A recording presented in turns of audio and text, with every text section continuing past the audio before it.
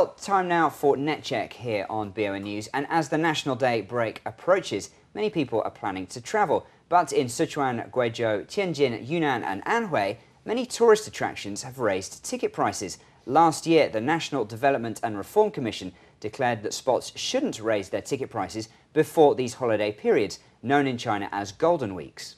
Ticket prices in China can be quite expensive, whereas the equivalent tourist attractions in other countries are often free. This year, some sites in China have raised their prices by 70%. Understandably, this has prompted some reaction here online, and BON researcher Emma Wang has been following this from the newsroom.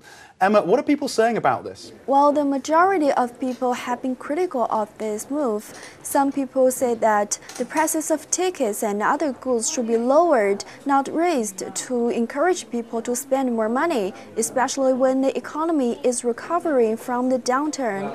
And others criticize local governments for having to find ways to increase revenue and relying only on the tourism. But some people argue that some attractions are overstaffed and they should cut down on the expenses.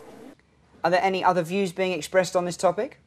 The increase in ticket prices may have put more pressure on visitors, but people only visit a few attractions each year, and it's only a small portion of their annual outlay. So some people say it's more necessary to control the price of gas and water.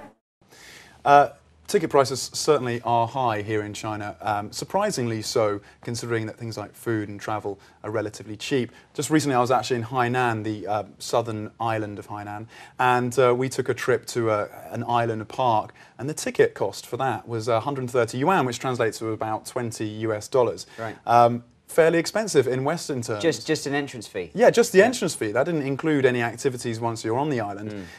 It just meant you getting through the doors. People were paying it. There were plenty of people there. But it's it's a fair whack here. That's right. Now, these Golden Weeks were originally set up to encourage domestic spending, weren't they? That's right. Obviously, China, a nation of great savers, and these holiday weeks brought in at least partly to spur on domestic demand and get people going out into restaurants and shops, travelling and spending their money and spurring on the economy a bit. So on the one hand, you can see why people might put up the prices. Everyone's travelling. It's festive mood. You know, they all want to spend money. But the National Development and Reform Commission said a year ago not to do it. So clearly there's been some sort of miscommunication or lack of regulation on this point.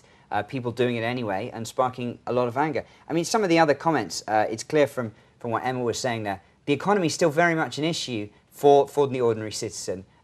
They feel that they're being taken advantage of at a time when they can't really afford to be taken advantage of. And there are other things, other people saying, other things more important. There's one thing paying in for tourist attractions, but the price of pork and the price of gas, more of a pressing issue for the public. Yeah, quite possibly in years gone past, these kind of price rises wouldn't have caused too much of a stir, but this year, being the financial crisis, it has affected people here in China, and it's obviously caused them to reflect more on how much they're paying to get into these kind of